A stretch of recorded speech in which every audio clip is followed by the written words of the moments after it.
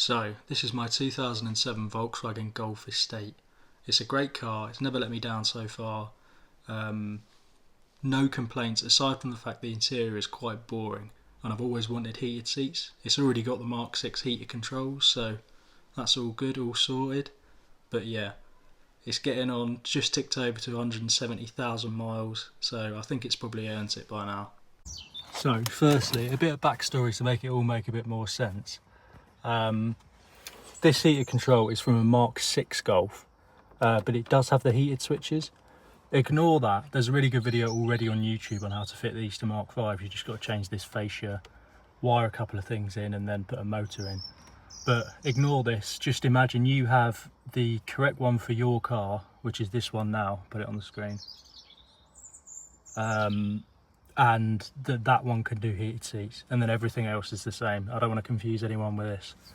But you will need one of these, which is just a cheap, dodgy aftermarket, not dodgy, but cheap aftermarket heated seat loom. I got mine off AliExpress. The build quality actually seems really good. Nice quality plugs. Sometimes the plugs are a bit dodgy on these, but seem really nice this time. And yeah, you can also get them from Tech if you're not comfortable using these people, which is fair enough. But yeah, now I'm going to show you how to fit this and then get your heated seats working. But yeah, whether you have that, because I know some Jettas come with these, or whether you have the old style one, it's the same process, so don't worry about it. I'm going to start down here because I think that'll be the most painful process. So I'm going to begin by dropping all the fuse box and stuff and then pinning those two wires in. So now we can start by getting the dash taken apart. So take the headlight switch out, and push it in, then turn it. And there's one bolt behind there. Then you can pull this cubby out, get that out of the way. Then there's two more bolts there, and then one little one up there. Now dash is pretty loose, but there's one more little bolt up there under the plastic trim, and then a couple more under here where the pedals are, and then second one there. And that's your dash piece removed, and now you've got much more room to work. Now the fuse box needs to come down now, so there's two little bolts, one there, up there, and then bottom one down there. So that's your fuse box dropped, nice and loose now. So before I do anything else, before I forget, I'm going to go and disconnect the battery just to avoid any shorts. All the other stuff doesn't really matter, but now definitely does.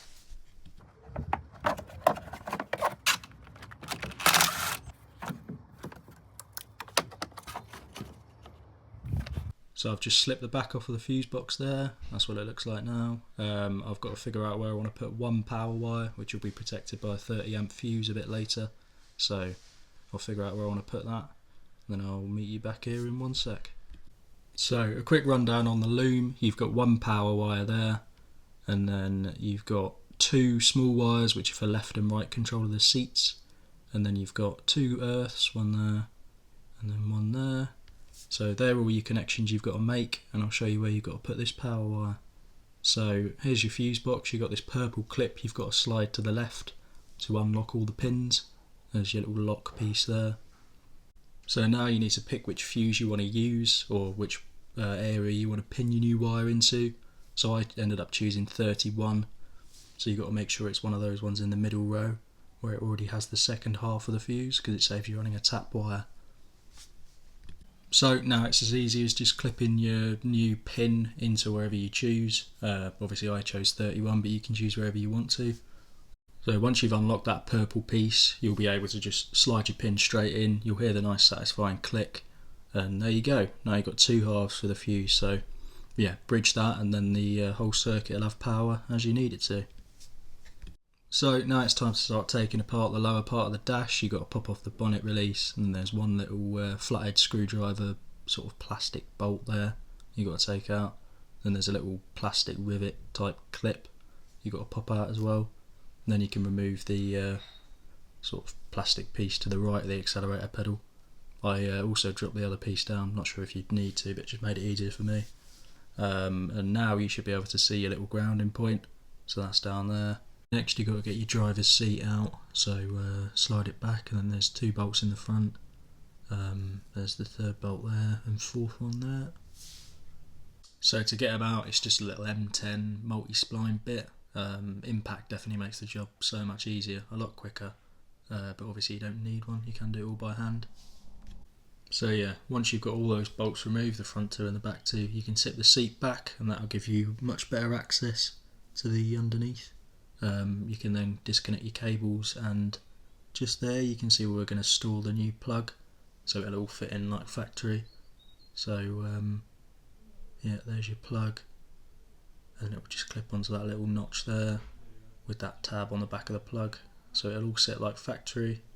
It's a really nice install by the end. So that's the plugs all unplugged, just got them loose there.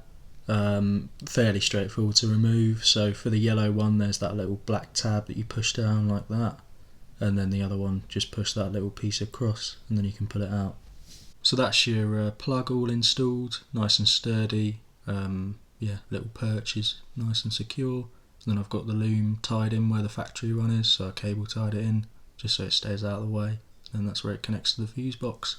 So yeah, all sorted on that front. So I quickly went ahead and put the whole dash back together. It's just a case of everything that I said earlier in reverse, nice and straightforward. So I'm now just going to take the centre console or centre part of the dash apart, just because I think it'll be far easier to sort of be able to see where you've got to pass the cable over for the other side. Also I'll be able to feed the control wires up. So yeah, it's a fairly straightforward process. There's 2 bolts in the top underneath the little mat, and then you can pop the top of the centre console off, and then you can take 2 more bolts out and then pop the little fascia off, but yeah, I'll show you that now. And now it's just a case of taking those 4 bolts out, and then you can drop the actual heater control panel itself and pull that out of the way so you can get it wired in. So that's the 2 wires fed up the side of the piece of carpet. You do have to take the sort of dash panel off the side of the centre console, and then sort of under the dash near where the clutch pedal is. That's fairly straightforward. It's just 1 T20 down the very end, and then you can feed the wires up and get them sort of roughly ready for when you feed them all the way through and over to the other side, and then up and round for the heater controls. Another good piece of advice is how you figure out which side is left or right. So the longer plug, or the plug you still have loose that isn't mounted, check the colour of the wire going into that, and then obviously that will be your passenger, and the one that you can't check is your driver's, and then you can reference that for when you pin the 2 wires into the back of the heater control. So that's the wires all fed up and pinned in. There's a number of different ways you can pin them in. Well, there's only one way, but there's a number of different like orientations. So if you've got Climatronic, the passenger side will be pin 10, the driver's side will be pin 11. If you've got Climatic, which is what I have, the passenger side will be pin 13 and the driver's side will be pin 12. And if you've got no AC, no aircon, no econ, it will be pin 11 for passenger and pin 15 for drivers. So there's loads of different ways, but as long as you bear that in mind, then that is what you need. So that's the passenger seat removed, same process, same 2 clips, so you got the yellow and then the seatbelt warning. Now I've just got to take that dash piece off, so it's just that T20 again, and then you pull it down quite firmly. So that's the plug all routed. It's far easier than the driver's side because there's loads more room. But yeah, there's your plug all mounted, same sort of thing, and then there's your ground wire going to the grounding point, which is just a direct opposite of the other side. And just like that, it's all back together. It's all just an exact opposite of how it all came apart. It all goes back together exactly the same, so nice and easy. I have put a 30 amp fuse over those 2 connections we put in the fuse box. I've put the fuse box cover back on, and I've slipped the purple tab back across to lock all the pins back in. So yeah, that's all sorted. Right, so I've just gone and got the seats, and yeah, they are hanging. Classic Facebook Marketplace find. I don't even know what conditions you have to put seats through for them to look like that, but yeah, get them all cleaned up. So right before I was about to fit the seats, I encountered a problem which I didn't really think I'd have. The airbag plugs differed between the GTI and the normal one, so I ended up just soldering a 0.25 watt resistor in its place. It was a lot easier, and yeah, it was about £1 for a sheet of them. I know a lot of people are going to hate that, but still. So another thing you're going to have to make sure to do is to change the looms over between passenger and driver. It sounds complicated, I promise it's not. It's just a case of unplugging little bits and plugging them back in. You know, it's the same connections on each seat, it's just one has the control module and one doesn't. But obviously the loom's made for a left-hand drive car, so because you've got the long cable on the, you know, the opposite side to where it should be, you know, typically is, it means that it's going to be sending signals to a seat that just doesn't have what it needs. And yeah, all of the wires are colour coded, so the blue plug is the same. There's a black plug but with a little white base, and then there's a black plug with a black base, so you know exactly which one you need to plug in, which one needs to go where, so it's really hard to get lost. And now you've got that all sorted, the last thing you need to do is plug them in, bolt them down with those 4 bolts, and then enjoy your new heated seats. Also, side note, how good have they come up? The little Vax spot wash cleaner pays for itself. And there we go, all lighting up as it should, all working as intended, so happy days, big success. Look how good they are. Thank you very much for watching, and leave a comment if this was helpful. Cheers.